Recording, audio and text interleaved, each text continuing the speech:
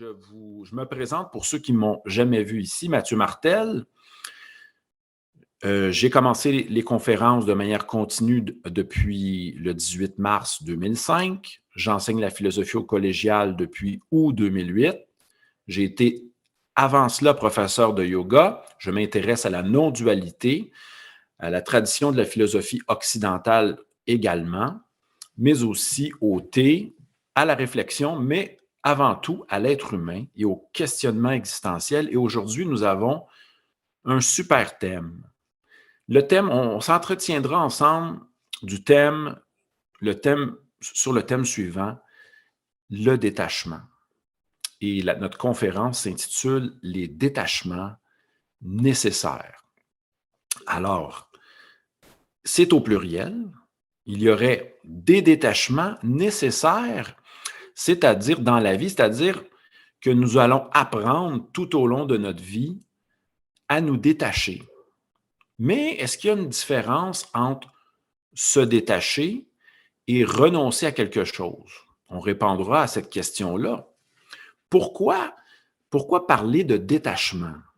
Hein? Si on y allait à une première réflexion avec nous-mêmes, pourquoi a-t-on besoin de parler de détachement? Il y aurait peut-être quelques raisons qui pourraient surgir. D'abord, parce que une fois passionné par quelqu'un ou par quelque chose, une fois à fond dans la culture ou d'un intérêt, il est difficile pour un être humain, du jour au lendemain, de lâcher prise face à cet intérêt-là. Hein, surtout quand quelquefois on a des personnalités passionnées ou des personnalités, et je pourrais me mettre là-dedans un petit peu, des personnalités obsessives, obsédées par la quête du bien, obsédées par la beauté, obsédées par la vérité, mais aussi obsédées par les arts, les pratiques que nous aimons, auxquelles nous aimons nous adonner. Et la vie nous dit, le célèbre médecin philosophe du début du siècle, Karl Jaspers nous dit, j'aimerais juste fermer vos micros, les amis, j'entends des petits micros ouverts, ça m'empêche de me concentrer.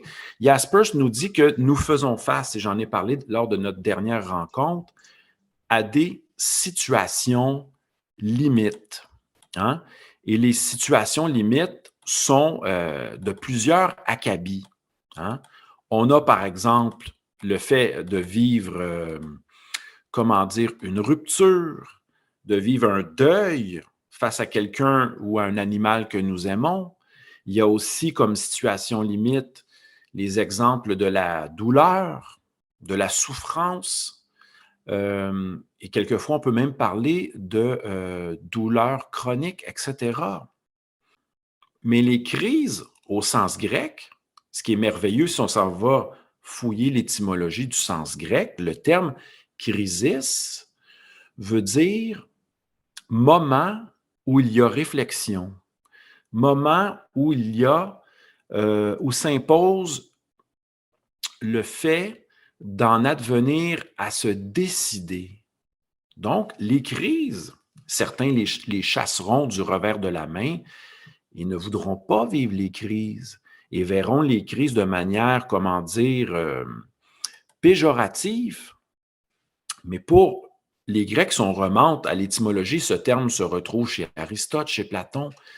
La crise, ce sont des moments décisifs pour se repositionner. Et aujourd'hui, je reviens à mon thème, nous allons parler de détachement, les détachements nécessaires. Alors, j'avais dit au début, pourquoi on se pose la question du détachement? Hein? J'avais donné comme premier argument que c'est parce que souvent nous sommes très attachés à quelqu'un ou à quelque chose et que nous vivons des souffrances lorsque, par exemple, une relation va cesser. Et il y a même des ruptures qu'on appelle liées à l'amitié. Hein? Certains ont vécu des crises avec leurs amis, c'est-à-dire que les amis, un de vos amis s'en va rester à l'autre bout du monde.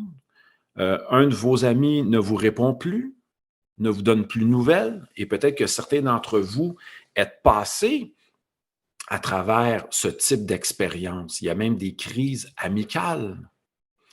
Alors, certains philosophes vont nous dire que nous avons besoin de pratiquer le détachement pour mieux vivre ces moments difficiles. C'est comme les expériences de la vie, les expériences limites dont nous parle Jaspers, nous poussent à dire, bon, il faudrait bien que j'apprenne, et là on emploie plusieurs vocables. Il faudrait que j'apprenne à me détacher. Il faudrait que j'apprenne à lâcher prise. Il faudrait que j'apprenne à prendre une certaine distance face à ce qui arrive. Et là, ce qu'on va faire, on va retourner chez les philosophes qui ont, eux, à travers leurs expériences de vie, leurs réflexions, ont poussé cette pensée du détachement. Donc, on va commencer. J'ai pris quelques notes ce matin. Je me suis fait un petit plan embryonnaire. Je fonctionne toujours comme ça avant la rencontre pour garder ça vivant. Allons-y avec Platon dans le Phédon, un texte qui parle même de la vie après la mort et qui nous dit, et je n'ai pas lu, je vous le dis, le Phédon récemment, mais je me rappellerai de cette super phrase de Platon lorsqu'il dit, et vous l'avez sûrement déjà entendu, c'est réapparu plus tard, je crois, avec Montaigne, qui nous propose de développer un art de vivre pour apprendre à être heureux. Et Montaigne va même déclarer, mon métier, mon art, c'est d'apprendre à vivre. Et nous avons besoin d'apprendre à vivre parce que on ne nous a pas enseigné comment vivre et les difficultés de la vie nous poussent à développer des principes, des manières de vivre pour s'en sortir. Alors, la phrase de Platon est la suivante. Et c'est un peu radical, hein? Philosopher, c'est apprendre à mourir. Est-ce que c'est apprendre à mourir au sens strict? Qu'est-ce que ça veut dire, apprendre à mourir? Chez les platoniciens, la vie durant la vie, c'était une tâche que de, comment dire, apprendre justement à se détacher du monde sensible pour Platon. Certes, pour Platon, l'humain est un être curieux, est un être qui s'étonne et qui cherche à connaître, cherche à comprendre, et est aussi touché par la beauté, par l'amour de certaines choses. Mais Platon nous dit que progressivement dans notre vie, nous devons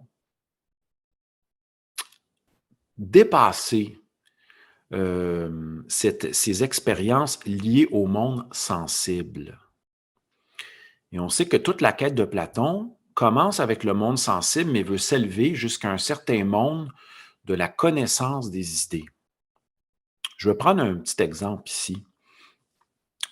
Je le fais avec mes élèves au collégial. On peut même s'imaginer un objet. Imaginons-nous une chaise d'école qui est devant nous. Donc là, on peut même se fermer les yeux et essayer de voir cette chaise-là. Elle aura la couleur que vous voulez, orange, grise, brune. C'est quelquefois une chaise en bois, une chaise en plastique, etc. Alors, là, on est au niveau de l'imagination. Hein? On voit cette chaise-là. Certains parmi vous auront de la difficulté à l'imaginer. Mon collègue Rémi me dit qu'il souffre de cette difficulté d'imagination qui s'appelle l'aphantasia, donc la difficulté à s'imaginer les choses. Ça peut arriver aussi, un faible pourcentage de gens qui ont de la misère. Mais pour s'aider, on pourrait même dessiner la chaise sur une feuille blanche. Et certes, durant notre vie, nous avons vu des chaises. Alors, Platon dit qu'à travers l'expérience de nos 5 sens, nous sommes capables de percevoir cet objet-là. Mais Platon va aller plus loin, veut se demander des questions philosophiques suivantes. Qu'est-ce qu'une chaise? Pourquoi? Pourquoi la chaise? Hein? pourquoi utiliser une chaise? Et Platon va même pousser la chose encore plus loin en se demandant d'où origine la chaise. Elle vient d'où? Quelle est la cause? Qu'est-ce qui a causé la chaise? Là, on aura deux écoles philosophiques différentes là-dessus. Aristote va utiliser des causes, puis expliquer comment s'est produite la chaise. Je ne veux pas tomber dans l'explication ou entamer l'explication d'Aristote, mais je vais juste vous dire que Aristote vient après Platon, il nous présentera ça différemment. Platon va dire, bon, recherchons les caractéristiques générales de la chaise. Qu'est-ce qui est propre à toutes les chaises? Donc là, on quitte le monde de la perception d'un objet singulier, qui est la chaise, par exemple, qui est dans notre maison sur laquelle nous sommes assis. Et Platon veut se demander si on imaginait, on prenait toutes les chaises qui existent dans le monde, quelles en seraient les caractéristiques fondamentales, c'est-à-dire les caractéristiques essentielles qui font qu'une chaise est elle-même. On appellerait ça des caractéristiques nécessaires, suffisantes et même, certains diront, qui ne varient pas. Alors, que répondent mes élèves à cette chose? Mes élèves vont dire d'abord, toute chaise possède un dossier sur lequel s'appuyer. Toute chaise possède un siège. Mais en plus, toute chaise possède des supports verticaux ou ce qu'on pourrait appeler des pattes. Et là, on tente de fournir une définition. Là, vous allez me dire, mais on ne parle pas du détachement aujourd'hui. Oui, on va y arriver dans quelques instants. Je passe par la porte de la définition d'une chaise, ce qui peut paraître un peu bizarre. Et là, mes élèves diront, monsieur, une chaise, c'est un... ça fait partie de quelle famille? Et là, je leur demande de quelle famille d'objets ça fait partie une chaise. Ils vont me dire, de la famille des meubles ou de la famille des sièges. Mais là, on ne voudrait pas être redondant dans la définition. Fait qu'on dit, bon, une chaise est un meuble, un type de meuble composé d'un siège, d'un dossier et de supports verticaux qu'on va appeler les pattes. Et là, déjà là, pour Platon, on apprend à mourir à quelque chose, à la perception sensible qui est nécessaire pour découvrir l'objet, car on peut toucher la chaise, la percevoir sous différents angles. On peut sentir la chaise, on peut la toucher. Donc, on utilise les 5 sens, mais on ne tombera pas dans le piège de goûter la chaise, parce que ce n'est pas quand même agréable à goûter. Et là, on se dit, hey, j'ai tenté une définition de la chaise, j'ai essayé de dire qu'est-ce qu'une chaise. Mais après, mes élèves vont me dire, monsieur, mais il faudrait qu'on se pose la question du pourquoi. Pourquoi utiliser une chaise? Et là, on trouve un peu, on est à la recherche de la finalité. À quoi sert la chaise? À se reposer ou à s'asseoir pour travailler. Mais il peut y avoir plusieurs raisons. Mais une chaise, c'est quand même pour s'asseoir, soit pour manger, pour travailler, etc. Et là, on tombe dans le pourquoi. Mais Platon va dire, il va nous sortir une théorie qu'on appelle la théorie du ciel des idées. Il va dire, la chaise a été conçue. Hein? Par qui? Est-ce que c'est par une cause première, par Dieu ou quoi que ce soit? La chaise, elle a été conçue et l'idée de la chaise précède la chaise elle-même dans le monde. Donc ça sera la vision platonicienne. Je reviens à mon point. Platon nous dit que philosopher, c'est apprendre à mourir. Bien là, on a appris à mourir à la perception de nos 5 sens pour se demander intellectuellement quelle est l'essence de la chaise et quelles sont les raisons qu'on utilise une chaise. Fait que pour Platon, se détacher, c'est se détacher du monde sensible. Et nous, souvent, nous sommes pris dans ce monde. Nous percevons des situations. Nous ressentons des émotions. À la fois, et nous ressentons aussi, des sensations dans notre corps et nous percevons aussi des sensations liées à l'extérieur, en quelque sorte. Par exemple, le froid de l'hiver. Au Québec, en ce moment, il fait moins 15 degrés. Et là, après, on peut sentir le vent qui souffle sur nos joues. On peut sentir la présence du soleil.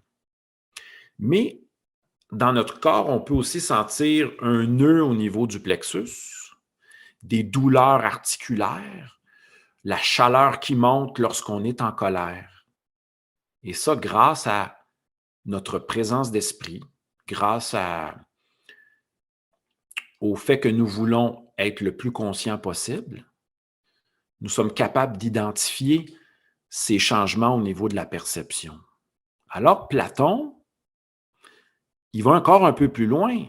Durant notre vie, nous devons, selon lui, apprendre à bien vivre en société malgré, écoutez, les guerres, malgré les conflits, malgré les deuils que nous vivons, malgré les grands questionnements métaphysiques qui nous occupent, comme quel est le sens de ma vie, comment vais-je passer à travers la souffrance, etc. J'ai rencontré un monsieur l'autre fois qui dit ma femme m'a quitté, je me retrouve seul dans une grande maison. Qu'est-ce que je fais? Est-ce que et mon sous-sol est rempli d'objets? Est-ce qu'il est temps que je fasse le ménage? Est-ce qu'il est temps que je me pose des questions face à cette rupture? Donc, apprendre à mourir, c'est apprendre, en quelque sorte, à dire oui aux questionnements philosophiques qui viennent nous hanter ou nous interpeller sans nous avertir. Il y a des questionnements qui vont surgir dans notre esprit à tout moment, et c'est là que commence la vie philosophique. Et cette vie philosophique, c'est en fin de compte apprendre à mourir à certaines situations limites que nous vivons. Et c'est pas facile, et c'est là que Platon et Montaigne vont se rejoindre en disant, écoutez, l'essentiel n'est pas de vivre. Il dira ça dans le Criton. L'essentiel est de bien vivre. Mais là, ça va nous amener à poser la question suivante. Mais qu'est-ce que le bien? Y a-t-il un bien absolu pour tout le monde? On sait que chacune des religions propose une certaine conception du bien. On sait que les philosophes, on se rappellera de Kant, Aristote, John Stuart Mill, vont proposer leur propre théorie du bien. Chez Kant, ça nous rejoint un peu quand même. Nous qui avons été élevés quand même dans le devoir, dans le fait de l'importance d'accomplir son devoir, même si intérieurement nous n'avions pas le goût, Kant nous dira, l'important, c'est d'agir par devoir, peu importe nos sentiments, et d'obéir à des principes universaux que nous nous sommes posés nous-mêmes. Mais bien sûr, il faut s'assurer que ces principes universaux-là, justement, que ces principes soient universels, c'est-à-dire applicables pour tous. Bref, Kant nous dira, on ne doit pas nuire à l'intégrité physique et psychologique d'autrui. Nos principes ne doivent pas s'auto-contredire ou, créer du mal, etc. Donc, Kant verra ça d'une certaine manière. Mais bon, je reviens à mon point. Face aux situations limites, face aux situations de la vie difficiles, Montaigne et Platon nous disent, nous devons nous poser la question suivante, qu'est-ce que bien vivre pour nous? Et réfléchir, et peut-être trouver un art de vivre qui nous convient. Un peu plus tard, après Montaigne, Spinoza dira, ben écoutez, moi je pense qu'il faut se poser la question suivante, la question de qu'est-ce qui est bien pour moi-même, mais dans le sens de l'accomplissement de mon être. Et un être accompli pour Spinoza, c'est un être satisfait qui agit en accord avec sa nature profonde. C'est-à-dire qui nous crée. Être en accord avec sa nature profonde, c'est d'aimer ce que nous faisons. Et cet amour-là procure une joie. Et cette joie-là, c'est l'intensification du sentiment d'exister. Là, j'aurai toujours des contre-arguments parce que certains vont dire à Spinoza, mais écoutez, Spinoza ne conçoit même pas l'existence du mal, en quelque sorte. Certains me parleront de cas exceptionnels, de gens qui souffrent de psychopathie, de sociopathie, mais on diront, oui, mais ce sont des contre-exemples à la définition du bien, parce qu'un sociopathe ou un psychopathe a peu d'empathie et pourrait accomplir des actes criminels blessant autrui. Mais là, on se situe dans le monde de la philosophie, un monde où l'éthique est quelque chose d'important. Donc, si nous sommes philosophes, nous acceptons les critères suivants. Le désir de recherche de la connaissance et de la compréhension des choses, parce que en tant que philosophe, nous voulons connaître et savoir, mais aussi, le plus important, nous dira Sponville, chacun des philosophes, qu'il soit apprenti ou non, son objectif, c'est d'être heureux, oui, mais sans mettre de côté une norme très importante, qui est la recherche de la vérité et la pratique de l'honnêteté. Et même, certains diront, comme Socrate, en plus d'être honnête, nous voulons rester humbles dans notre quête de la vérité. C'est-à-dire que quelqu'un peut nous apprendre quelque chose sur un sujet dont nous ne sommes pas les maîtres.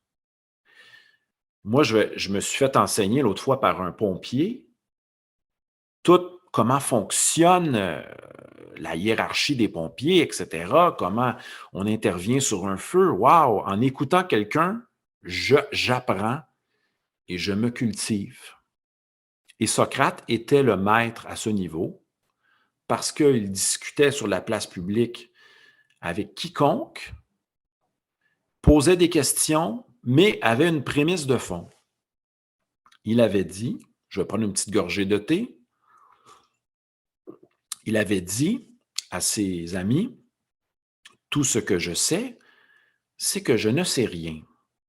Est-ce que c'était vraiment un désaveu face au savoir? Je ne pense pas. Je pense que c'était un moyen de s'intéresser à ses interlocuteurs, de les laisser parler et ensuite à lui d'évaluer de façon logique, factuelle, si le discours des gens qui prétendaient savoir quelque chose était bien fondé. Donc, pourquoi je parle de Socrate?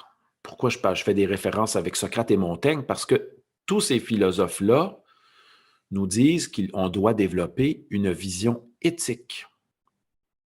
Et là, l'étymologie d'éthique est assez profonde. Ça réfère au comportement, la manière d'être, la manière d'agir. Et tantôt, je disais qu'on parlait que chaque philosophe recherchait bien sûr la manière de bien agir. Chaque philosophe, homme ou femme, recherche dans sa vie. Et vous n'êtes pas exclus de ça parce que vous êtes des philosophes ou apprentis philosophes et vous voulez trouver le moyen de bien vivre et de bien passer à travers les épreuves qui, au fil des âges, font surface. Hein? Tantôt, je parlais de douleur, de souffrance, de deuil, de rupture, et même les gens qui vont à la retraite, hein? Ils font une espèce de rite de passage, hein? Quitter le monde actif pour aller dans un monde de retraite où on est encore quelquefois plus actif qu'avant. Ça nous pousse à poser des questions comme les suivantes. Pourquoi je manque de temps? Pourquoi j'ai de la difficulté à prendre soin de moi? Comment se fait-il que, vu qu'on parle de détachement, que je n'aime plus certaines activités et que je suis poussé vers d'autres? Moi qui pensais toute ma vie pratiquer telle activité sportive. Et là, ce matin, j'étais au café avec mon ami Charles. Et je lui parlais d'un un monsieur à qui je rendais hommage, qui était un libraire anglo-saxon, mais qui avait séparé sa librairie dans ma ville où j'ai vécu mon adolescence et mon enfance, à Saint-Bruno de Montarville. Le monsieur s'appelait Peter. Il avait une librairie. D'un côté, il y avait les livres en anglais et d'un côté, les livres en français. Et ce monsieur-là faisait jouer de la musique classique toute la journée. C'est un ancien ingénieur qui accueillait des gens de tous âges dans sa librairie. Et Peter m'avait révolutionné en me posant des questions philosophiques. Il m'avait troublé. Par exemple, en me disant, Mathieu, si on t'offre une voiture, si on t'offre de l'argent, si on t'offre quelque chose, comment réagis-tu face à cela? Et moi, je lui avais dit, ben, ça dépend si j'ai besoin de ce don, de ce qu'on m'offre. Mais Peter m'avait dit, écoute, va plus loin dans ta réflexion. Tout d'un coup que la personne éprouve du bonheur à donner, et toi, tu lui fermes la porte en disant, non, je ne suis pas intéressé, non, je n'ai pas le goût, etc. Ne crois-tu pas que tu es en train de briser l'espèce de fluidité de la vie? Et là, j'avais été vraiment troublé, j'avais 17 ou 19 ans. Et Peter m'accueillait toujours dans sa librairie avec plein de questions. Que la Terre soit ronde, est-ce que ça change quelque chose dans la pratique du bien? Et là, j'avais eu un silence. Ça avait été comme un koan zen. J'avais été ébranlé par les propos de Peter. Mais Peter m'a ouvert à la philosophie parce que je pouvais aller acheter des livres de philosophie. Souvent, j'en achetais plus que j'en lisais. Mais Peter m'avait amené sur les questionnements de qu'est-ce que bien vivre? Qu'est-ce qu'apprendre à vivre? Et récemment, j'ai appris que Peter était décédé juste avant la COVID.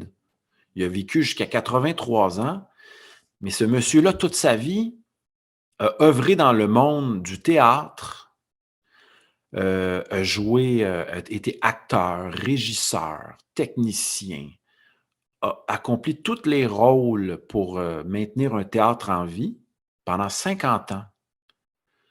A eu des enfants, couru des marathons, mais il ne s'est jamais éloigné de la philosophie. Je le rencontre il y a quelques années, justement, en lui disant, Peter, je ne peux plus pratiquer l'haltérophilie olympique, je me suis blessé. Je le croise au métro Berry à Montréal, le métro central de Montréal. Et je ne me rappelle plus c'était en quelle année. J'ai dit, Peter, je suis brisé, je ne peux plus pratiquer le sport que j'aime et j'en rêve, j'arrête pas d'y penser, j'ai de la misère à me détacher. Je me suis tellement investi dans ce sport. Et là, Peter, de sa parole de sagesse, et là, c'était tellement remarquable. Peter me dit, moi, Mathieu, j'adorais sauter en parachute. Mais là, j'ai 80, 78 ans. Je n'y vais plus parce que j'ai eu des blessures aussi. Mais Mathieu, il te restera toujours le souvenir. Hein? Kierkegaard nous dit l'amour selon le ressouvenir. Revoir les moments que tu as dans ton esprit. Hein? Et c'est un petit peu de nostalgie là-dedans, mais c'est très bon pour la santé, un peu de nostalgie. C'est bon pour le moral. Et là, je me revoyais m'entraîner. Écoutez, le détachement a été très dur. Ça a dû prendre 2-3 ans.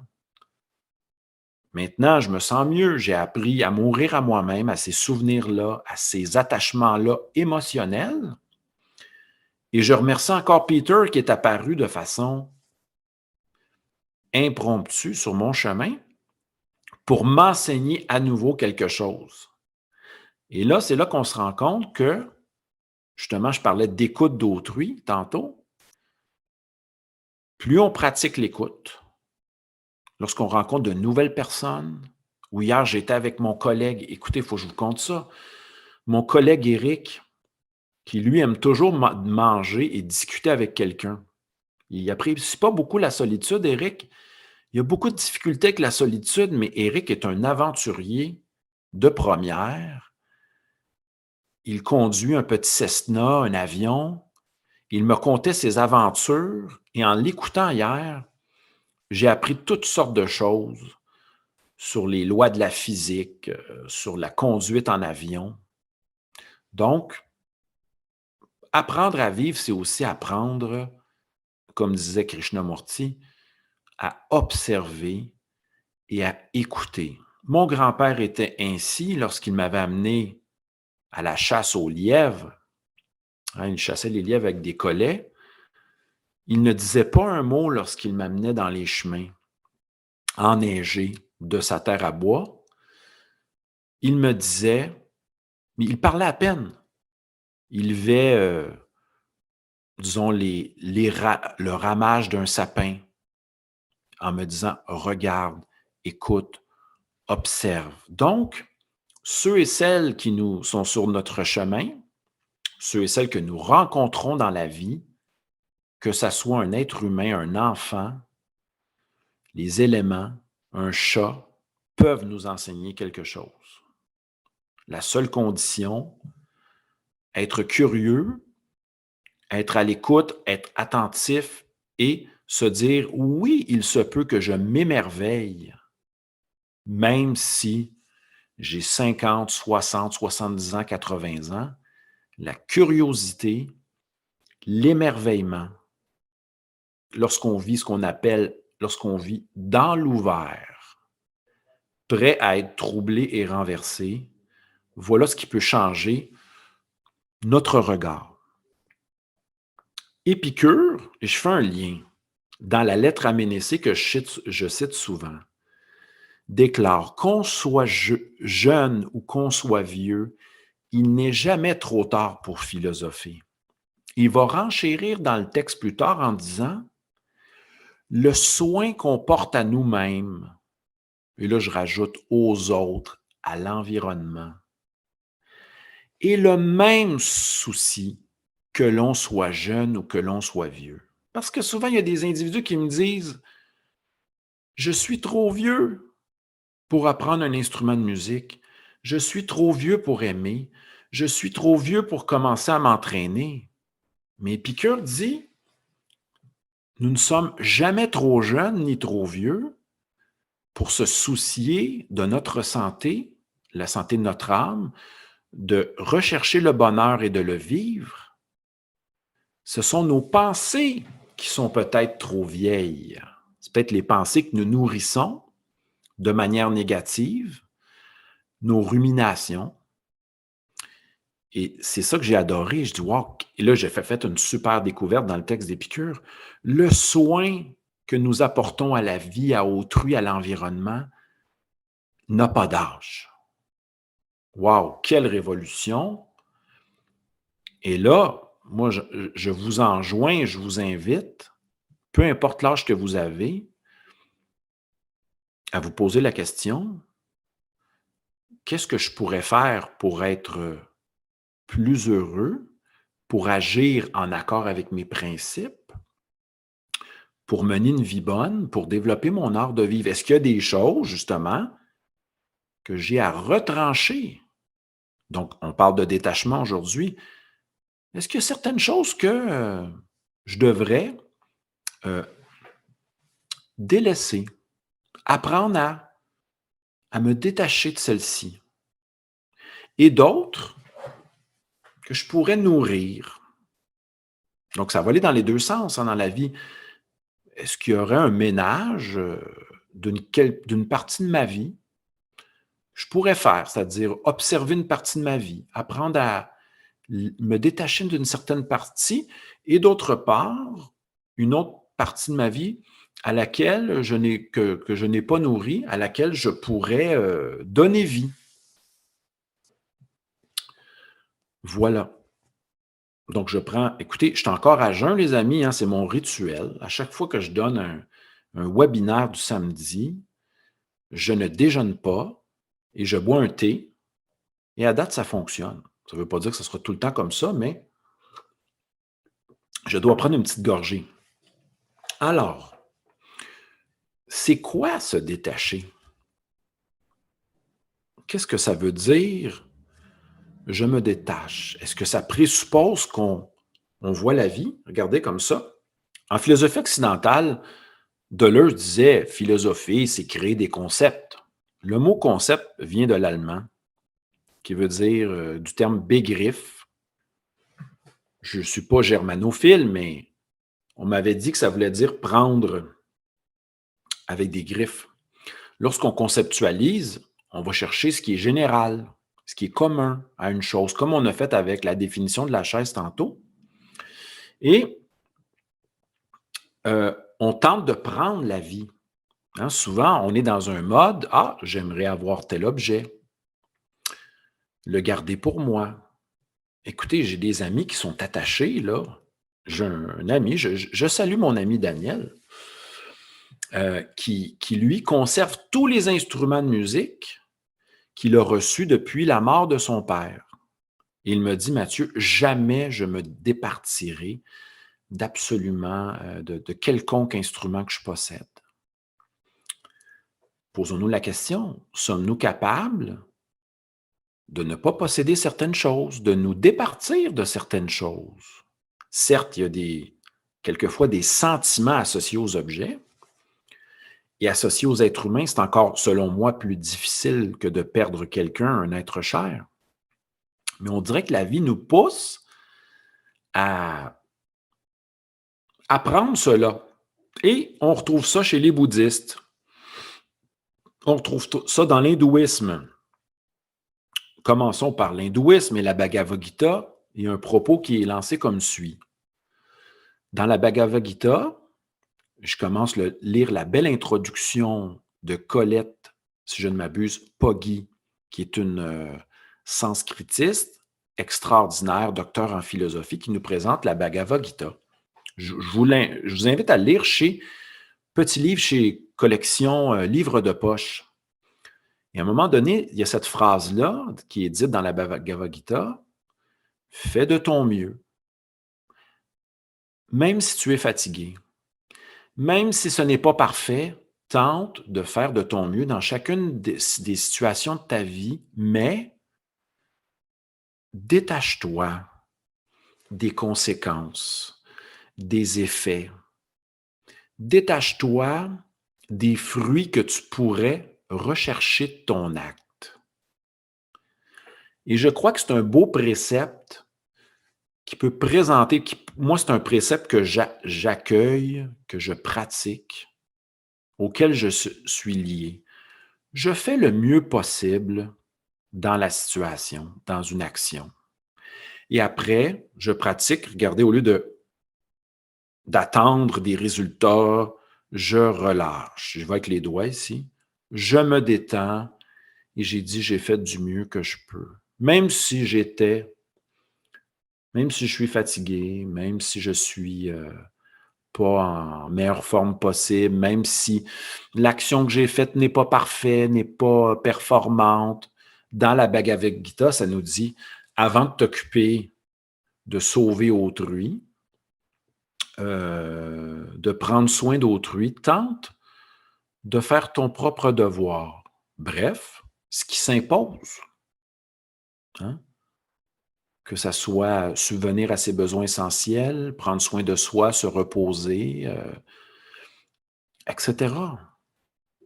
Et là, on est dans une forme de détachement, mais vu à travers une vision. Dans le bouddhisme,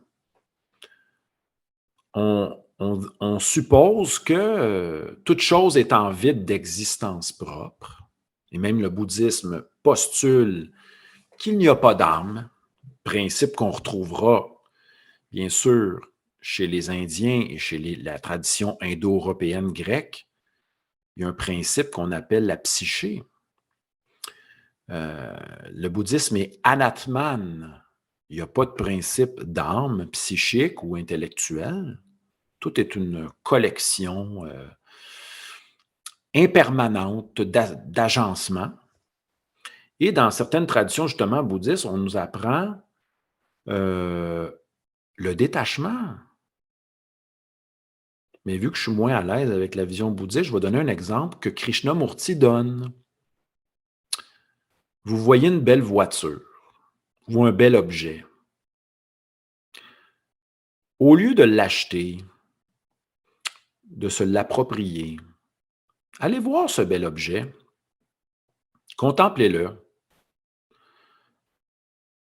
et retournez chez vous. Certes, l'objet peut nous obséder encore à nouveau en tant que pensée parce qu'on s'accroche à des idées, à des pensées, à nos désirs que nous voulons réaliser parce que satisfaire un désir, nous dit Épicure, Schopenhauer et compagnie, donne une satisfaction. Bref, on s'accroche à des images. On se dit, ah, j'aimerais. On aimerait, il y a quelque chose en nous qui veut posséder. Et j'ai même des amis qui recherchent la voie spirituelle par excellence, le maître spirituel par excellence, la vision philosophique par excellence, mais on dirait que ça n'aboutit jamais. On dirait qu'on trouve toujours quelque chose de mieux après avoir possédé ou après s'être engagé dans une voie. C'est un petit peu, nous diront certains philosophes grecs, la nature du désir est souffrance.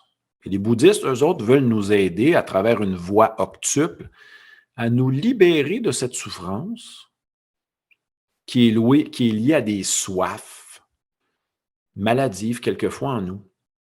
Mais là-dessus, je trouve qu'Épicure parle de soif, des trois grandes soifs dont j'ai parlé l'autre fois, les soifs de pouvoir, les soifs du pouvoir, du contrôle, du possession, les soifs d'augmentation de notre richesse, les soifs de notoriété, qui finalement, nous dira Épicure, ne vont que troubler notre âme et notre corps. Nous pouvons nous rendre malades, psychiquement et physiquement, pour cette obsession de la satisfaction d'un désir. Et le gros problème, nous dira Épicure, c'est que ces désirs-là peuvent émerger par centaines, par milliers, et une fois qu'ils sont comblés, laisse place à d'autres désirs. Une fois qu'il y a satisfaction, ensuite il y a peut-être détente, et après ennui, parce qu'on se demande, mais que fait-on après? Que fait-on après? Nous avons de la misère à nous détacher. Alors, à la fois Krishnamurti et la vision du tantrisme, du shivaïsme, du Cachemire, nous donne la leçon suivante pour apprendre à nous détacher. Bref, et à éviter les problèmes, les souffrances. Dans le shivaïsme, Abhinavagupta déclare, jouis absolument de toutes choses, mais sans t'accrocher à celle-ci. Et c'est ça la difficulté que nous avons. Nous voulons que ça dure pour l'éternité ou à l'infini. Et c'est pour ça que certains gens, on dirait qu'on projette peut-être ce point-là qui est en nous, l'éternité qui est en nous ou cet aspect infini qui est en nous, on le projette à travers des quêtes spirituelles, religieuses, amoureuses. Et j'entends là mon ami Dominique déclarer « Enfin, le calme est arrivé dans ma vie.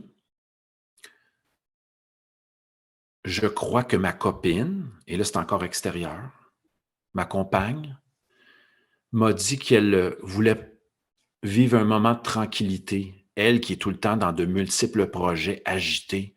Dominique me déclare « Enfin, je crois qu'elle a dit oui au calme et que ça va meubler toute sa vie ou ça va prendre de la place dans sa vie. » Et moi, de lui dire, Dominique, tu sais que ça va durer 3 jours et tu sais que ça va durer 12 jours peut-être et que ça va recommencer.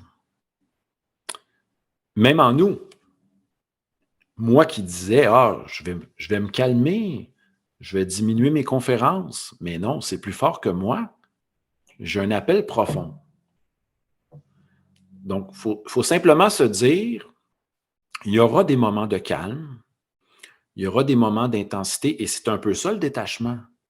Apprendre à être indulgent envers soi-même, à mieux se connaître, de dire, ouais, en tant qu'être passionné et être d'intensité, si je suis capable de goûter à certains moments de détente et des moments de recueillement, ben ça sera harmonisé avec mes moments d'intensité. Mais aussi, on peut être intense et passionné et calme intérieurement. C'est un paradoxe, mais ça existe. Hein, pensez-y, c'est un peu le concept de non-agir, de oui, dans le taoïsme, on- qui veut dire, en fin de compte, je demeure à la verticale du monde, je demeure tranquille intérieurement, même si je suis dans l'action, même si je suis dans une forme de dynamisme, intérieurement, je n'agis pas de manière décentrée, en m'éparpillant et en étant confus.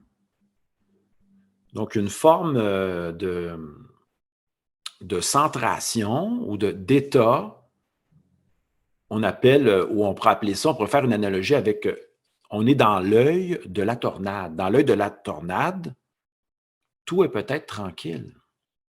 Je n'ai pas expérimenté, je ne peux pas vous le dire, mais semble-t-il que ça peut être vu comme ça. OK, donc on va y aller avec, je vais juste poursuivre un petit peu, on va y aller aussi avec quelques questions bientôt, donc préparez-vous vos commentaires, vos questions. Dans quelques instants, j'ouvre la porte à tout cela. Concernant le détachement, je voulais parler de la résignation. On m'avait suggéré pour le titre de la conférence, les résignations nécessaires. Et moi, je suis contre la résignation. Se résigner, c'est se dire, plus jamais, je ne pratiquerai, je toucherai à telle substance, plus jamais. Se résigner, c'est abandonner, mais ça peut être un passage intéressant, mais on sait que ça ne fonctionne jamais, se résigner. Hein? Je me résigne à ne plus manger de dessert, je me résigne à ne plus faire d'achats compulsifs. C'est un souhait du mental. Et ça c'est un des pièges que je voulais parler. Le mental va déclarer un jour, c'est fini, je commence mon jeûne, c'est fini, je vais maigrir cette année, c'est fini, c'est un souhait. Je vais commencer à m'entraîner, c'est fini, je fais le ménage de ma grande maison. Le mental va déclarer des choses. On peut dire que c'est une intention, c'est un souhait, mais comment on va arriver à pratiquer nos nouvelles intentions annuelles? Eh bien, ce n'est pas le mental qui va nous guider. C'est peut-être le fait de, justement, pratiquer le détachement. Pratiquer le détachement, ça veut dire affirmer, j'ai de la difficulté à me lever tôt. J'aime me prélasser dans mon lit longuement le matin en ne faisant rien. Et de dire oui à cet état-là. Oui. Ne pas tomber dans la culpabilité, de dire oui. C'est vrai, hein, je reste allongé, couché pendant plusieurs heures. On pourrait se poser des questions. Est-ce que je suis tanné de ça? Et ressentir. Est-ce que ça suffit? Hein? Donc, c'est ça le gros problème que souligne Arnaud Desjardins dans l'Audace de vivre.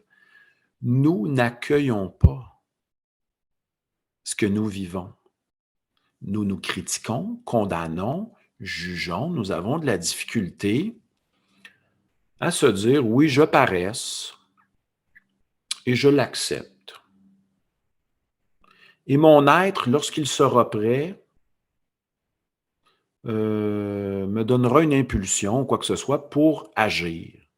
Nous avons de la difficulté à baigner dans un état qui est moralement condamné ou condamné par la société.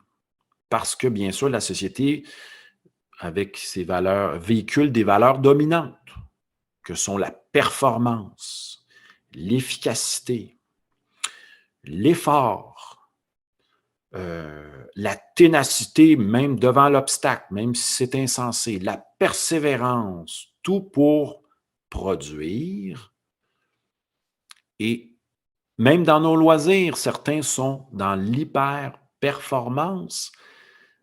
Même dans le spirituel, les gens sont dans la recherche de degrés, de passages initiatiques. Il faudrait aller dans les Himalayas, payer une formation à 10 000 et d'avoir l'imprimatur d'un maître spirituel. Il y a ce piège-là aussi. On ne se détache pas des valeurs de performance dans la société et on les transfère dans la quête spirituelle ou même dans les loisirs. Alors là, je vous ramène au mot grec, le sens grec de scolé, loisir. C'est d'être...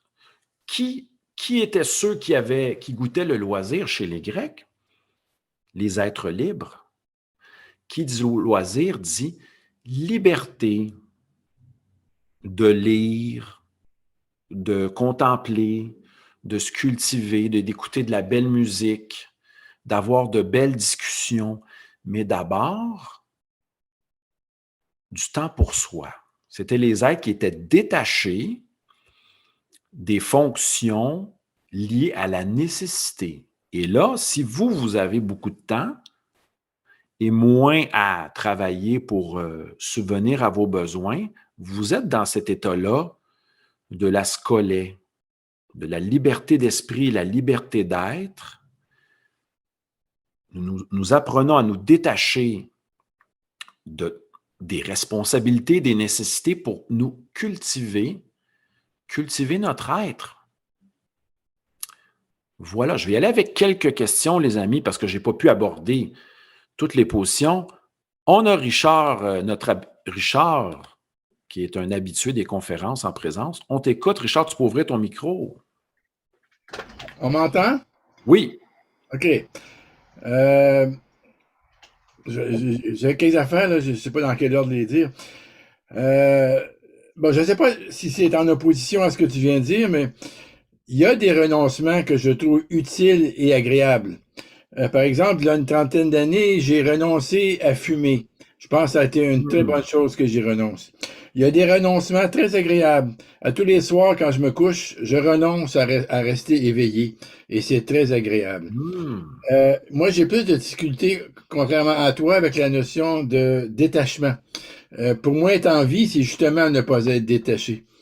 J'ajoute aussi ce commentaire-là, le renoncement fait partie de la liberté. Être libre, c'est faire des choix. Quand on choisit, on doit renoncer à toutes les autres options. Absolument. Et puis finalement, j'ai de la difficulté à renoncer de te poser la question, Mathieu, ce que signifie pour toi ne pas être germanophile. Voilà, c'était mon intervention. Merci, Richard, pour tes nombreux commentaires, mais je vais me concentrer sur un de tes points. Tu peux baisser ta petite main en haut, Richard, on voit la petite main. Tu as raison, Richard, je ne l'ai pas abordé. Il y a des renoncements qui vont apporter des bienfaits qui sont agréables, comme tu dis, d'aller se coucher le soir lorsqu'on est fatigué, on renonce à l'état de veille ou à résister à l'état de veille. Mais comme tu dis, la perte d'un être cher, avec qui on avait une belle fréquentation, de belles rencontres, c'est ça le plus difficile à faire. Mais étant donné que la vie, comme disait Platon, c'est d'apprendre à mourir, en quelque sorte, à se détacher, bien, il y a peut-être du beau. Et là, c'est là qu'on ne voit pas. Puis là, je ne l'avais pas dit chez Épicure, mais la vie et la mort se côtoient. Il y a des prises de conscience qu'on va faire à travers les pertes qui vont être éprouvantes émotionnellement. Certes, on va verser des larmes, on va être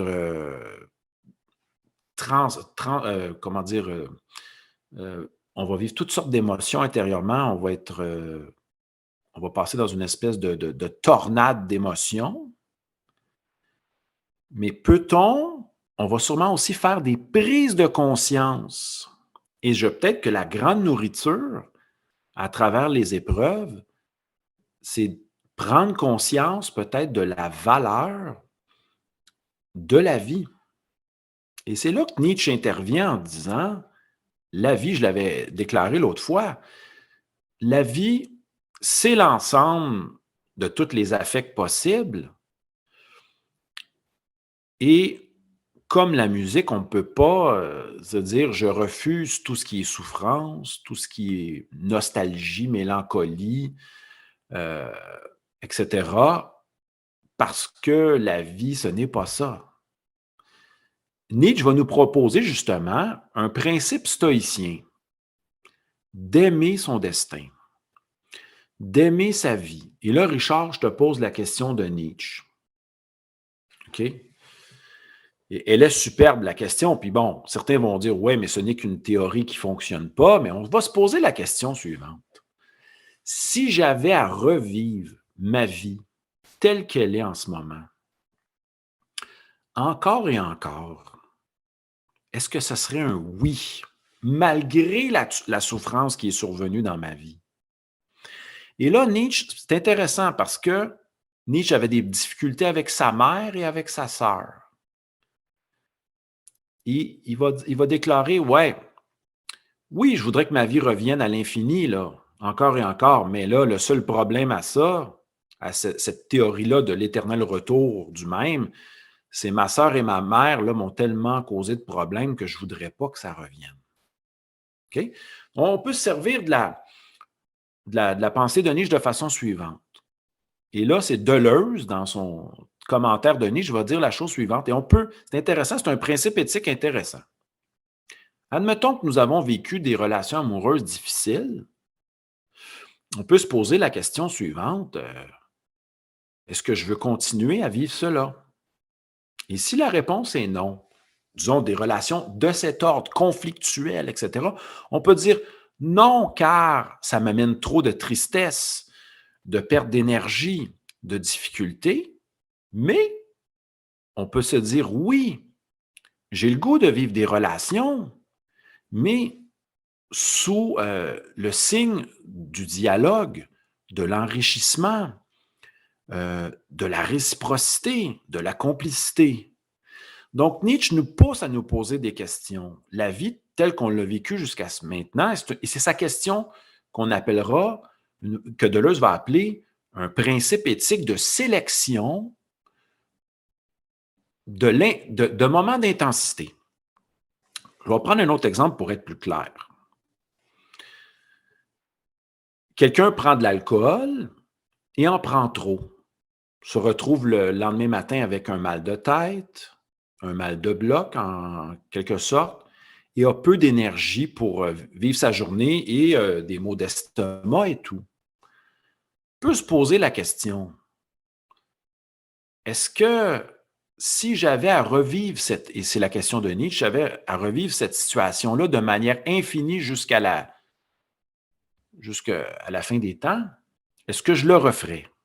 Donc, si la réponse est non, parce que je ne veux plus vivre ces mal de bloc, etc., les problèmes physiques, alors là, Nietzsche nous invite, selon Deleuze, à deux choses. Réévaluer notre pratique face à l'alcool. Ah, je pourrais prendre 2 verres et rester dans l'intensité, les beaux échanges verbaux, etc., au lieu de me rendre à une caisse, à 2 bouteilles de vin ou au Québec, on appellera ça une caisse de 6 bières au Québec. On peut réévaluer notre pratique. Donc, Richard, certes, on ne choisit pas nos parents, on ne choisit pas quand vont nous quitter les êtres chers, etc. Et c'est là qu'on vit un déchirement. Mais pour ce qu'on peut quelque peu contrôler par rapport à nous-mêmes, on peut se poser la question. Comment je veux vivre ma vie? Est-ce que je continue d'agir de la même manière ou je réévalue ma manière d'être face à certains phénomènes? Mais Richard pose une bonne question. Les êtres chers qui s'en vont, qui quittent notre vie, ne nous demandent pas la permission. On vit une situation de non-contrôle et on ne sait même pas comment on va réagir émotionnellement. Mais est-ce qu'on dit oui à l'émotion en conscience ou on se dit non, je me refuse à vivre ces émotions-là, je veux les fuir. Et moi, je crois qu'il faut dire oui à l'émotion, la vivre, être traversé par l'émotion, mais s'en servir comme justement un feu de conscientisation pour s'éveiller à de nouvelles découvertes. Bon, oui, vous verrez, je suis un éternel optimiste. Voilà. D'autres questions, les amis? Richard, j'ai un peu épilogué sur ce que tu as dit. Est-ce qu'il y a d'autres mains levées? Je vais juste en profiter, les amis, pour vous saluer pendant que j'attends les commentaires. Écoutez, il y a pas mal de monde. Salutations à Benoît, Karine, Marie-France, Luce. Salutations à Nicole, Carole Leblanc, Christine, Denise, Diane.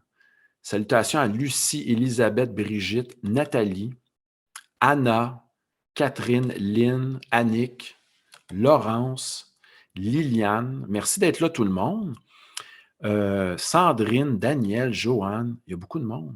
Linda, Julien, Pauline, Marie, Louise, Mourad et tous ceux et celles qui vont nous écouter en différé, hein, car vous allez recevoir dans votre boîte courriel, ne soyez pas surpris, l'enregistrement de notre rencontre cet après-midi, en plus d'une proposition d'un prochain sujet qui va apparaître, qui va avoir lieu samedi, vous pouvez le mettre à votre agenda, le 21 janvier, à 10 h du matin, heure du Québec, 16 h, heure de la France, pour en direct ou en replay. Inscrivez-vous même si vous ne pouvez pas être là. Vous allez pouvoir l'écouter en différé.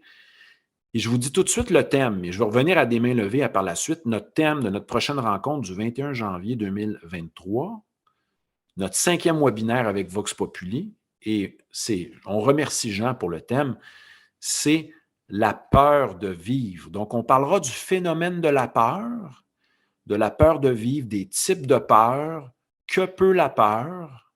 Peut-elle être à la fois une protection, un moteur, nous faire avancer, reculer, etc.? Vous allez recevoir ça tantôt. Maintenant, il va avec d'autres mains levées, d'autres commentaires. Est-ce qu'il y en a qui veulent y aller d'une question, de commentaires, suite à cette petite conférence faite de manière toujours selon l'intuition et le ressenti? J'ai Liliane. On t'écoute, Liliane, tu peux ouvrir ton micro. On t'écoute. Vas-y, Liliane. Attends, je vais t'aider si tu as de la misère. Je veux juste aller voir Liliane. Es-tu prête, Liliane? Ou je t'enlève le petit micro? Attends un petit seconde. Non,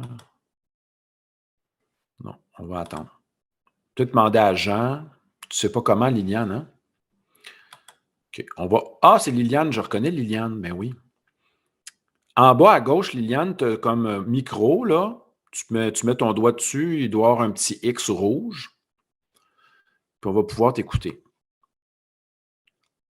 OK, en attendant, on va passer à quelqu'un d'autre, puis Jean va peut-être être capable d'ouvrir le micro de Liliane. Oui, je vais regarder ça, ça ne sera pas long. Merci, Jean. OK, je pense OK, Liliane. Vas-y, Liliane. Okay. Bon. On t'écoute. Alors, je n'ai pas besoin de ça. Vas-y. Merci pour tous tes propos. Moi, quand j'ai vu ton thème détachement, ça m'a tout de suite fait penser, premièrement, avant de parler de détachement, moi, je parle d'attachement. Mm-hmm. Alors, un enfant qui n'a pas eu l'attachement, cette période-là qui est très importante pour un enfant avec sa mère, son père, ou les gens qui sont vraiment importants pour lui, il va souffrir d'insécurité, évidemment, d'un grand manque. Et qu'il va falloir que, je vais essayer d'être concise, là, mais il va falloir que lui, cet enfant-là, fasse face à ça toute sa vie. Parce que, donc, il va s'attacher de façon inconsidérée, qui est pas... Qui est troublante pour cette personne-là, donc qui cause un problème. Alors, parce que ça lui cause de l'insécurité, mais ça peut être de l'insécurité émotive, surtout. Oui. Bon, le physique, ça, c'est autre chose. Donc, il va falloir, étant donné que ce manque-là, il va chercher l'amour qu'il n'a pas eu dans le regard des autres. Absolument. Parce qu'il ne s'aime pas. Donc, dans les relations intimes, ben, c'est évident que là, ça cause un problème. Donc, si je parle évidemment, parce que je l'ai vécu, alors je me suis attachée passionnément pour quelqu'un, mais que l'autre ne me rend pas. Donc, c'est l'amour que je veux de l'autre pour moi, mais moi, je ne me donnais pas cet amour. Les autres ne peuvent jamais nous donner ce dont on a besoin. Alors, c'est nous. Oui. Oui, merci pour ton point. Je vais juste comme commenter. Attends, mais je veux juste finaliser. Vas-y. Alors, donc, ce que j'ai découvert avec le temps, parce que ça prend des années à s'en remettre, puis à comprendre tout ça, avec le recul, c'est que moi, il faut que je me donne, il faut que je m'aime. Puis je ne parle pas de narcissisme, mais ici, là, je parle de me donner ce dont je n'ai pas eu. Donc, prendre soin de moi, quels sont mes besoins, mes rêves, et les réaliser. Donc, tout ça, c'est ma responsabilité et non pas celle des autres. Donc, une fois que ça c'est fait, le détachement se fait. Ah, Liliane, ouais. Merci pour ton commentaire, ton expérience de vie qui semble très ancrée. Je te demanderais juste de fermer le petit micro en bas de l'écran. Mais écoute, ce que tu as dit est génial. Ce n'est que par la prise de conscience d'un manque, par exemple, vécu dans l'enfance, d'un manque d'amour, de considération, de reconnaissance. Hein. C'est là qu'on voit aussi que c'est bien de pratiquer la reconnaissance envers autrui, des gens qu'on rencontre sur notre chemin, parce que souvent, ils ont eu des manques et ça peut pallier justement à ces manques-là. On a tous besoin de reconnaissance, tous et toutes. Mais Liliane, ce qui est génial dans ce que tu dis, c'est que oui, pour quelqu'un qui n'a pas eu d'attachement nécessaire pour sa croissance, d'amour, de considération, cette personne-là, et j'en ai eu des élèves qui cette session, recherchaient de l'attention et des reconnaissances pour pallier un certain manque, mais tu dis, toi, que l'éveil se fait lorsqu'on se dit « Oh, il faut quand même que je m'occupe, je prenne soin de moi-même ». Mais on peut aussi aller chercher auprès de relations variées, de différents types de relations, des liens qu'on va nourrir. Mais toi, ton vrai détachement qui t'a amené à davantage pratiquer l'amour envers toi-même, considération envers soi, c'est cet éveil-là de la conscience. Donc, c'est quand même un très beau témoignage, Liliane, merci. Je pense que ça va sûrement éclairer certaines personnes qui ont peut-être vécu ça ou qui... moi, en tout cas, ça me nourrit beaucoup.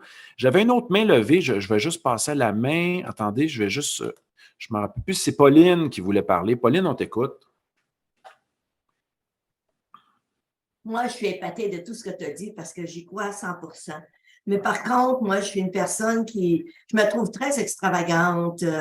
J'ai des projets, puis j'ai même pas fini un projet, j'en ai un autre dans la tête. Je me dis, je sais pas si c'est un manque à combler, mais j'ai 80 ans, je vis toute seule, puis comme là, ça fait pas longtemps que je viens de finir mon livre « Le soleil de mes 80 printemps », que je pense déjà à en commencer un autre. Donc, ce que vous voulez me dire à travers ça, c'est que vous êtes attaché à vos projets, à vos pensées, puis quoi, quelquefois, c'est comme un feu roulant où vous avez de la difficulté à vous asseoir et laisser être la vie. Est-ce que c'est ça? Ou?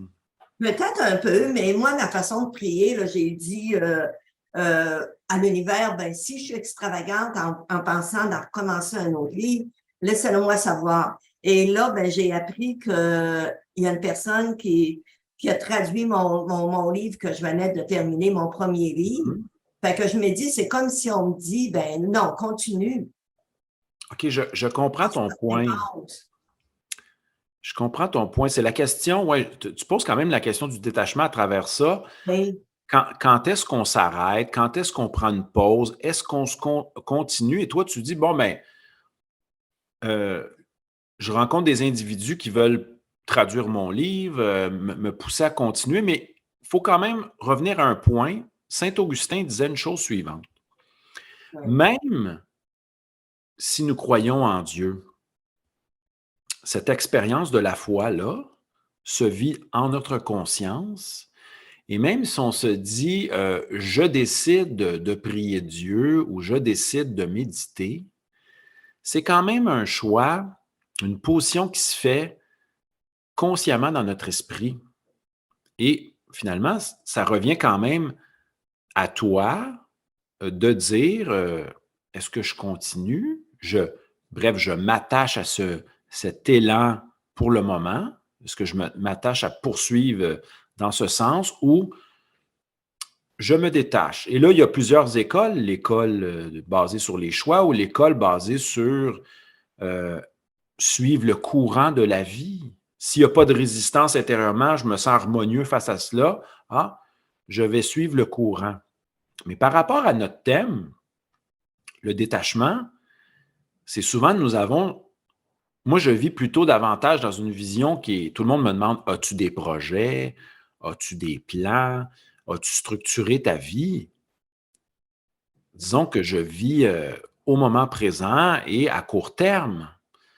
Au sens où, même dans le moment présent, l'ici maintenant, je vis selon une certaine perspective de l'éternité, au sens que tout est donné ici maintenant. Mais lorsqu'il est question de savoir quand est-ce que je devrais me détacher, c'est une question qui est souvent posée.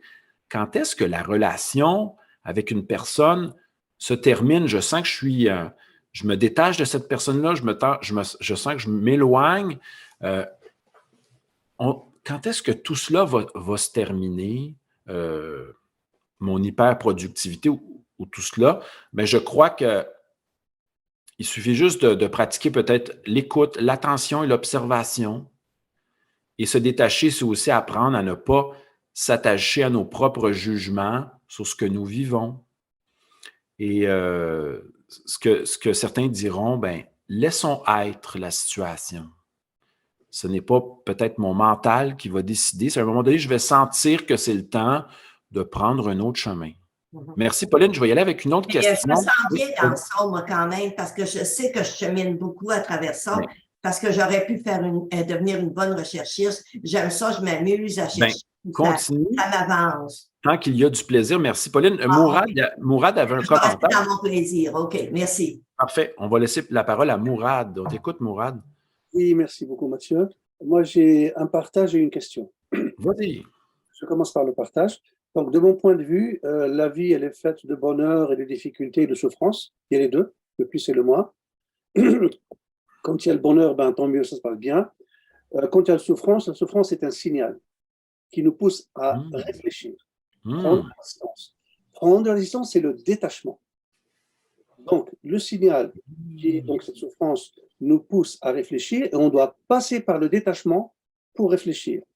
On réfléchit pour savoir qu'est-ce que je dois comprendre de ce qui vient de m'arriver ou qu'est-ce que je n'ai pas compris dans le passé, il faut falloir que je le comprenne maintenant. Voilà pour le partage. Maintenant, pour la question, le détachement. C'est pas facile à tout le monde de pratiquer le détachement. C'est pas parce qu'on dit je veux me détacher et je suis détaché. Il y a besoin de quelques ressources pour le faire. Mathieu, si vous avez des exemples de ressources, qu'est-ce qui peut nous aider à nous détacher? Ce serait intéressant. Bien, merci, Mourad. Premièrement, je vais rebondir sur ton premier constat qui est tellement simple et tellement l'essentiel. Lorsqu'il y a souffrance, Mourad nous dit qu'il faut d'abord conscientiser que nous souffrons, qu'il y a un problème, et par la suite, de se poser quelques questions. Pourquoi je souffre? Qu'est-ce qui se passe? Est-ce que je peux tirer une leçon de cette résistance, de cette difficulté de la vie? Donc, déjà là, on a déjà dans le principe d'être conscient de ce que nous vivons, de se poser des questions, de réfléchir, c'est génial. Et c'est là que le détachement commence par, justement, est basé sur ce principe d'être à l'écoute, d'être attentif au niveau du ressenti Et ce n'est pas un défaut que d'être vigilant et de ressentir. Certains vont être plus sensibles. Maintenant, Mourad me pose la question des moyens, des méthodes. Pour le détachement, je peux en proposer quelques-unes, quelques pratiques. Je vais aller avec des choses ultra simples que tout le monde peut pratiquer et qui est soutenu par souvent certains philosophes. On va commencer avec la promenade. Aristote aimait beaucoup marcher. On l'avait même surnommé l'école d'Aristote, qui était le lycée. On appelait ça l'école des péripatéticiens. Ceux qui marchaient autour, en discutant. Là-dessus, c'est une de mes méthodes. Dès que ça ne va pas, dès que j'ai des questionnements, des problèmes non résolus, sortir de chez soi. Aller faire une promenade sans but. On peut passer par le parc, faire le tour du pâté de maison, etc. Mais s'oxygéner, sortir du lieu et prendre l'air, et vous allez voir que votre regard sur la situation va changer et peut-être laisser monter, ne pas penser à votre problème. C'est ce que disaient souvent Einstein et d'autres qui ont fait des découvertes. Aller faire une promenade en vélo à la Einstein, un petit jogging, nager, mais sortez de votre esprit, sortez de votre maison. Il y a ça. Deuxièmement, ce que je pratique aussi, la douche. Prendre une douche, qui est vraiment génial. Les amis, je voulais juste vous demander de fermer vos micros pour qu'il y ait de petites réverbérations. Prendre une douche, on peut commencer par la douche chaude, pour ne pas avoir un choc, et terminer par une douche un peu plus froide. Et on sait que dans la douche, dès que ça devient froid, pour passer à travers l'épreuve de la fraîcheur de la douche, c'est respirer, se concentrer sur sa respiration. Et on dirait que prendre une douche, c'est un renouveau. Moi, je propose tout le temps des pratiques très simples liées à la base. Donc, on y va. Et troisième point, je vais aller avec une triade. Appeler un ami pour dialoguer et discuter. Un ami ouvert, qui est disponible, avec qui il n'y a pas de jugement, qui est capable de vous écouter, qui est capable aussi de vous faire certains reflets, de vous poser des questions. Donc, j'y vais avec des éléments qui me ressemblent. La douche froide ou la douche qui nous amène dans une autre énergie. Pour être dans un autre moment énergétique ou un autre esprit, la douche est remarquable. Aller prendre de l'air ou j'irai avec dialoguer avec un ami. On va y aller avec une quatrième position. S'asseoir sur une chaise ou un fauteuil et prendre 5 respirations profondes. On parle juste de 5 respirations profondes. J'inspire et j'expire. On se concentre sur l'air qui pénètre dans nos narines et l'air qui ressort de nos narines et on ne s'attache pas aux pensées qui vont venir occuper notre esprit. Donc, je vous ai parlé et là, si on est bien, on continue, on dépasse nos 5 respirations. Et vous allez voir, ça va établir une forme de détachement face aux émotions, face aux pensées, mais quelquefois, c'est trop fort. Il faut quelque chose, justement, d'ordre physique, comme la douche froide. Ça peut aider. Fait que voilà, Mourad, pour des petits exemples. Je te remercie pour ta question parce que je pense que certains... Et vous avez aussi vos propres moyens, vos propres petits principes pour vous aider à vous détacher. Moi, je vous ai partagé les miens. Est-ce qu'il y aurait une dernière question pour clore notre entretien? Est-ce que quelqu'un aurait une autre question? Puis pendant qu'on attend la main levée, je voulais juste vous remercier. Ah, on a qui ici? Mourad, je t'écoute. Oui, une information par rapport à ce que tu viens de dire et je te remercie beaucoup. Donc, ce que tu viens de dire, donc, ça m'a beaucoup parlé. Et donc, comment je le comprends? Je le comprends que ce détachement va permettre de supprimer la domination de mon émotion sur moi. Elle va baisser en termes d'intensité au niveau où je peux à un moment arriver à l'accepter, l'accueillir et la calmer et apprendre quelque chose de cette émotion. Voilà ce que j'ai appris de ce que tu viens de dire. Oui, Mourad, puis en plus, qu'est-ce qui crée les émotions? Ce sont aussi les pensées. Certes, quand on est dans le monde réel, et j'avais déjà, je me rappelle, je viens d'avoir un flash, j'ai déjà vu une bataille entre un cycliste et un automobiliste près du métro, près de chez moi, et là, j'avais senti la chaleur me traverser. Là, on vit ça de manière directe, à partir d'une perception. Mais souvent, ce qui nous fait souffrir, ce sont, et les stoïciens sont clairs là-dessus, ce sont les pensées que nous entretenons sur le réel et sur ce qui est vécu, en se disant c'est injuste, je ne devrais pas vivre ça. Pourquoi? Et aussi, on cherche les causes. Nous sommes obsédés par les causes. Pourquoi ça m'arrive? D'où ça vient? Certes, on peut rechercher certaines causes pour expliquer, mais on ne pourra pas tout contrôler grâce à notre pensée et à notre mental. Il y a une part de la vie qui nous échappe, qui est ineffable, qui est incompréhensible aussi, même si on aimerait être philosophe et tout comprendre. Je vais juste y aller. Merci, Mourad. Je vais aller d'un remerciement général pour cette super rencontre. Merci à Jean Rivet de Vox Populi de m'avoir invité. Je vais faire juste quelques points. Merci à tout le monde d'avoir été présente. Simplement noter que on aura une autre rencontre le 21 janvier sur la peur de la vie. On va réfléchir sur la peur. Toujours à 10h heure de Montréal, 16h heure de France. Ceux qui veulent aller voir mon site internet mathieumartel.com, j'ai mes activités qui sont proposées, mais aussi sur Facebook. Mathieu Martel, faites attention, tapez Mathieu Martel philosophe. Ce n'est pas ma page personnelle, mais Mathieu Martel philosophe. Et il y a des petits Facebook Live là. Et simplement pour vous dire qu'à Montréal, notre prochaine conférence aura lieu vendredi 13, donc vendredi prochain. C'est affiché sur mon site mathieumartel.com ou sur Facebook dans la section événements. Ça sera sur accueillir ce qui est ou changer son regard. Métro Crémazie à Montréal, pour ceux qui veulent, vous pouvez vous inscrire. Et j'en profite pour remercier.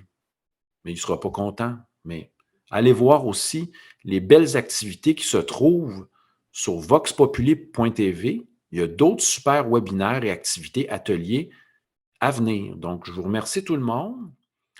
Passez un super samedi.